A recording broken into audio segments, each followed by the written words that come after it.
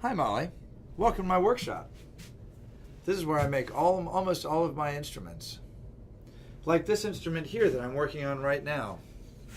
This is going to be a banjo that I'm making out of a tin can and a piece of wood. I'm making a little banjo for a friend of mine named Ernie in New York City. This is a pretty complicated instrument to make though, and it can take a long time. And I know that you don't have a long time to sit and watch a video. So I thought we'd make a slightly easier instrument. For this instrument, all the parts that we'll need are a piece of closet rod, and this can be anything, any size you want, about as long as your arm is probably good. A tin can. I just got this out of our recycling bin. I bet there's one in your recycling bin right now. This is the kind that the diced tomatoes come in for when we make spaghetti sauce. Just a regular tin can. We'll need a guitar string, and you can get that at a music store. And we'll need one of these. This is a guitar tuner.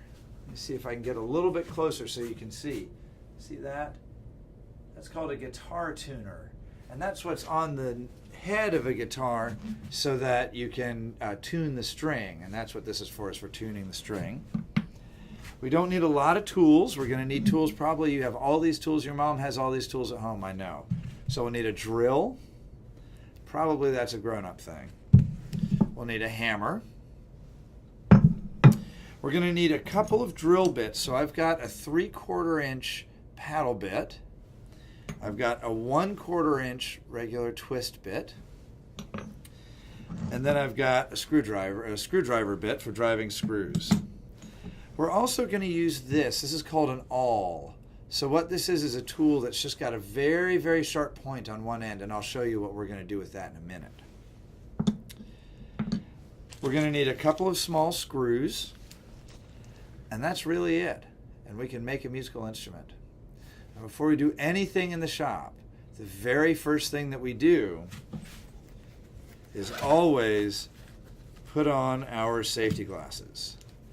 This is really important because even if you're in a hurry, there's always time to be safe. So the first thing that we're going to do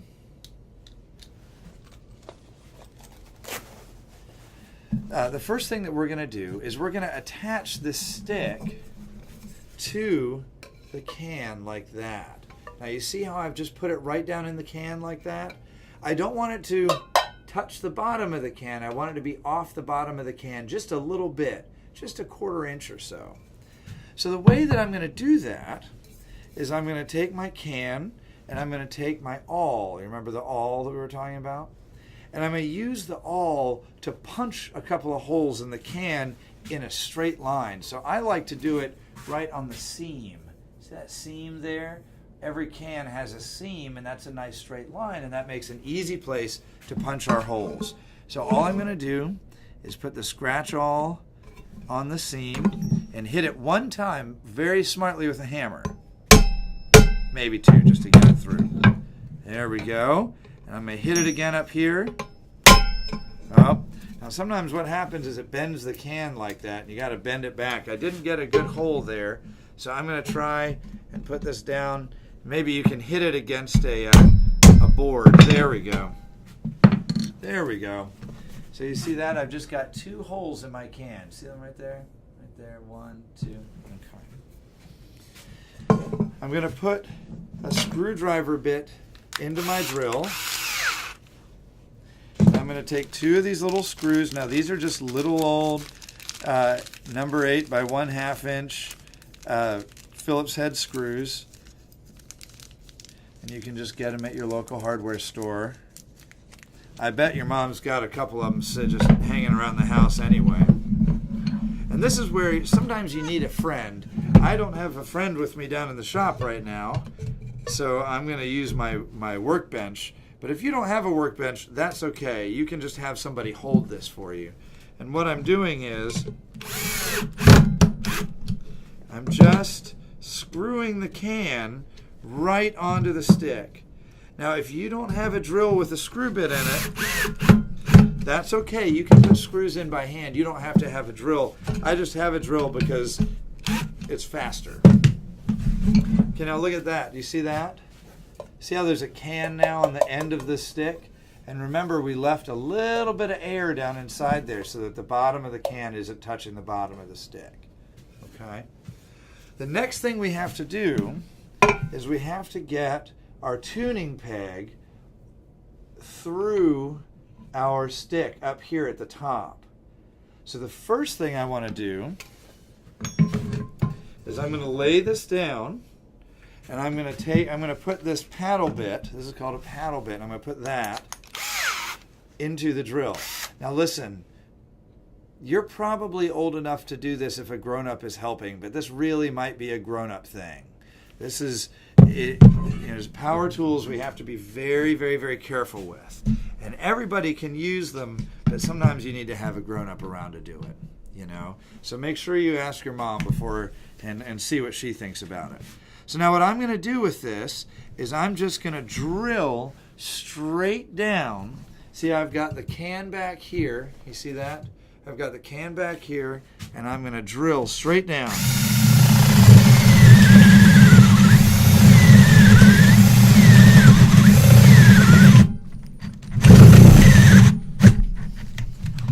Oops.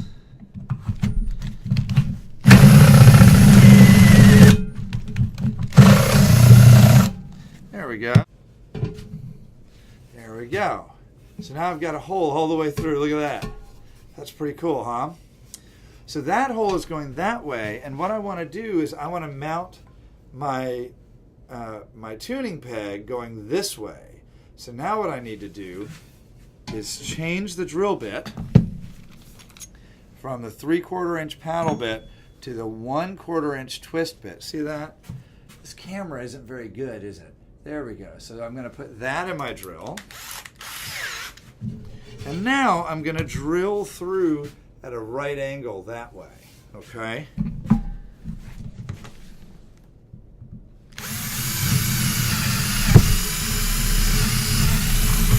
There we go, just like that.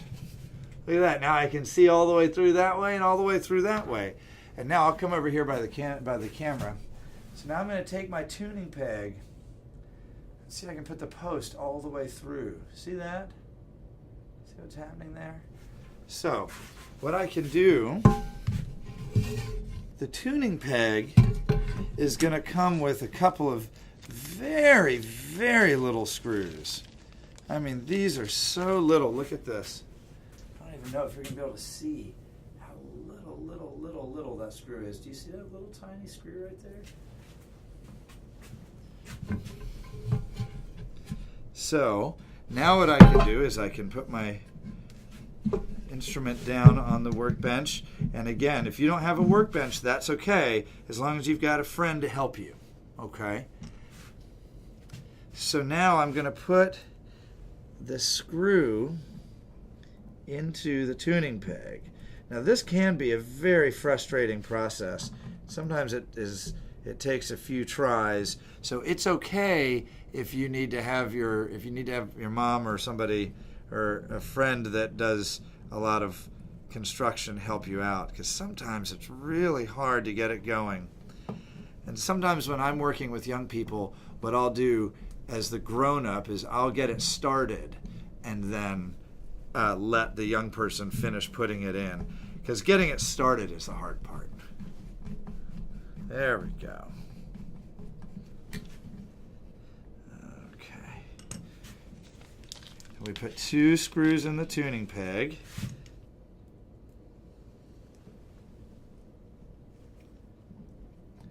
It is really, it's hard because the screws are so very little, tiny screws. There we go.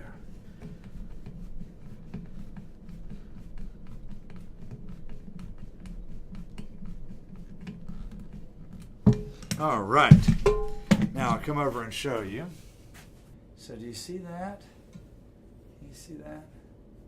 So now the tuning peg is on there. So now what I need to do, the last thing that I need to do, whoops, no, 2 more things. The next to the last thing I need to do is I just need a little nail. And I can drive this in part way. And then, see how I pounded that over? Here, I'll bring it back over so you can see. See that? Oops, where is it? There it is. See what I did there? I just drove it in on this side, and then I pounded it over so it's laying down flat on there. We're almost there. Now I'm going to stand it up like this, and I'm going to go back to my awl. You remember my awl. And what I want to do is I want to punch a hole in the bottom of the can. There you go. And that hole, I don't know if you're going to be able to see this. See how that hole is about 1/4 of an inch from the top side of our stick. All right. So now we're all ready to put the string on and make some music. So guitar strings on the end of them have that little thing. See that on the end of the string? That's called the ball end. So this is called a ball end guitar string. And what I'm going to do is put the string through the can. And you see how that ball end catches on the can right there? And then I'm going to bring it up here and put it through the hole in my tuning peg. Now listen, are you ready?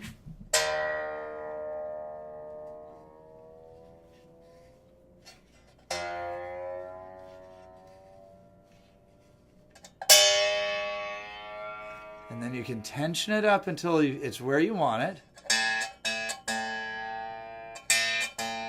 That sounds about right to me. And now you have a Canjo, and you made it yourself. So now the way that I like to play the Canjo is I have a little piece of conduit, which is kind of like pipe, and I just cut a little piece off, and I put it on my finger, and then I can go like this.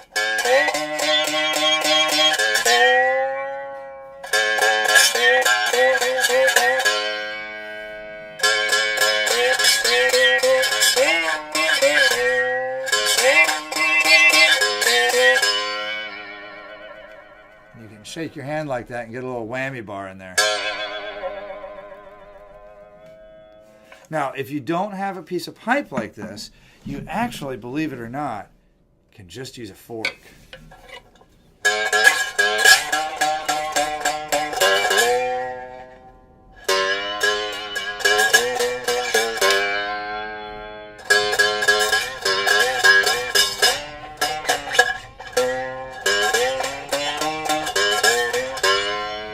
And I find it easier, I think it's easier to use a piece of conduit.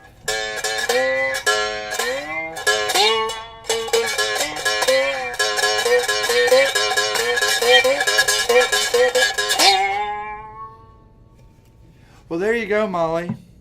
Thanks for joining me in my studio today. And I really hope that you and all of your friends make Canjos. And I hope your mom makes Canjos and their folks make Canjos, because it's a lot of fun to play stuff that you've made yourself.